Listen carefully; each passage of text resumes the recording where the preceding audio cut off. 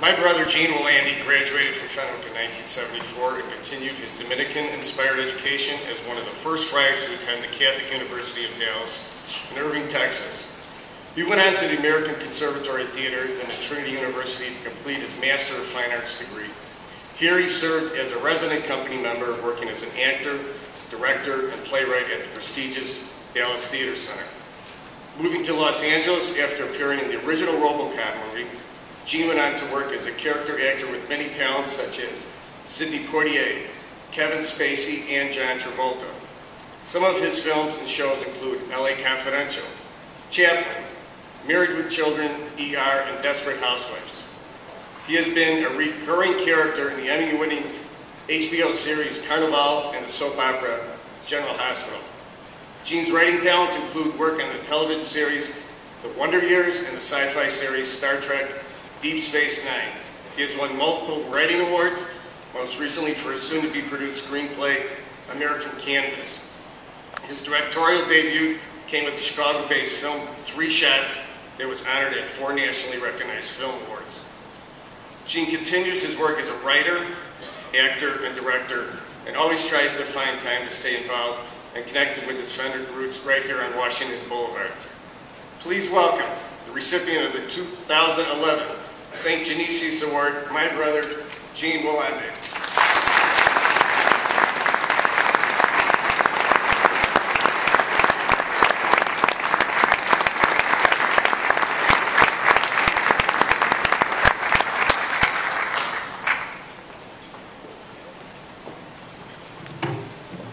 Who needs an Oscar when this? Last time I was on this stage, I was a little shorter, somewhat younger, and I had a lot of hair. Is Mr. Fennell, where's Mr. Fennell? There he is. Hello, Mr. Fennell. I want to thank you for all your patience when I was here. And that last jug I got, I still want to talk to you about it. I don't think I deserved it.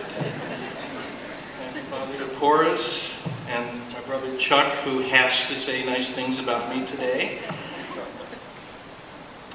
I'm really humbled to be here on this stage with these fine gentlemen, especially my lifelong friend and fellow classmate, Father Ed Shea. The longevity of our friendship is one of the great gifts that this institution has given me. He is truly one of the most extraordinary and joyous people to have ever walked these halls. You look into a dictionary of what a truly good man is, you will see Father Ed Shea.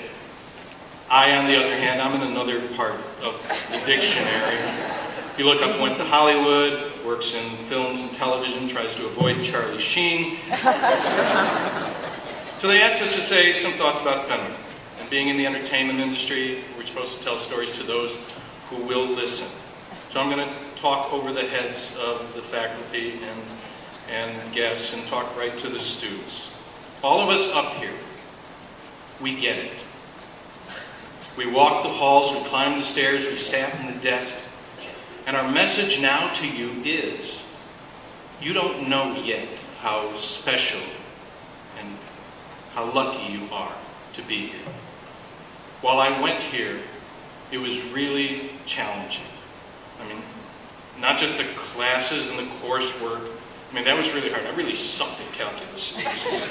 I mean, what really got me was the rules that I had to follow. All these rules trying to control me. They keep your collar buttoned, keep your tie straight, tuck your shirt in, cut that long, long hair that you had. And all I kept asking in my head, is why? Why are they doing this? And you see, that was their devious plan. They all got together, conspired with the parents to reach some diabolical goal. And, thinking, why? And it worked. We all asked why. We all questioned. And we looked for answers. And I realize now that what they were doing was not trying to restrict our freedoms. They were trying to discipline and to focus our minds. And their evil plans succeeded. They got us to think. Their goal has always been to help the student become self-aware, to train your brains so that you can use it to its fullest potential. Because they know from experience that when you leave here, you are going out into a world that is hell-bent on chipping away at you, at your attention span, at your individuality, your dreams, your ethics, your integrity, your compassion, your heart, and your God. And you're thinking, well, that only happens in California. No, it really is everywhere. You have to understand that this tough form of love, this place, will not consider you, will not consider their job here as being your babysitter. They refuse to become a daycare center for adolescents because they respect your potential too much. They know that being a good human being in the world and leading a good life is not a weakness, it is a strength. I mean, we've all heard, nice guys finish last, don't be a goody two-shoes, only the good die young.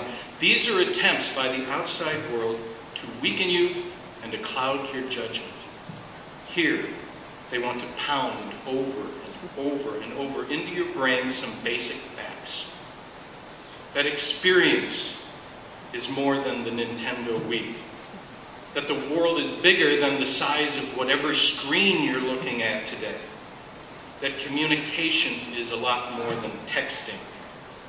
That friendship can be so much more than Facebook. That commitment demands more than just saying whatever. And that family and home mean more than just the house you live in. When I was on the plane coming in, I was reminded of a quote by the writer William Saroyan, who in 1939 wrote a play called The Time of Your Life. And he said, quote, "I'm a student. I study all things, all.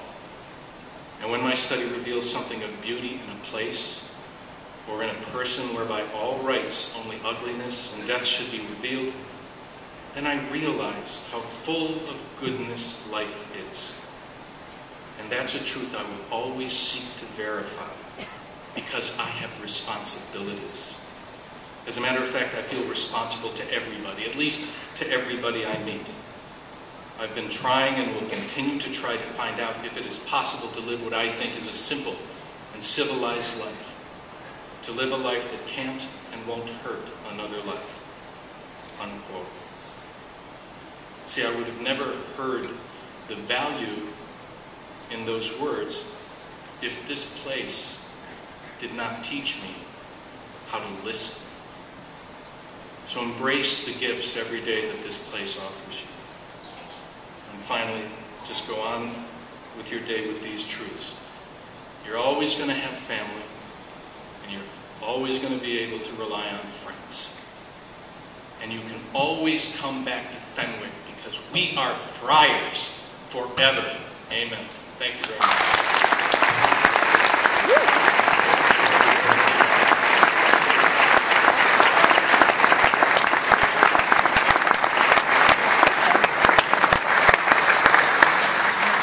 Thank you, Gene. Kind of a tough act to follow for our non-actors up here on stage. To introduce our first Hall of Fame member, please welcome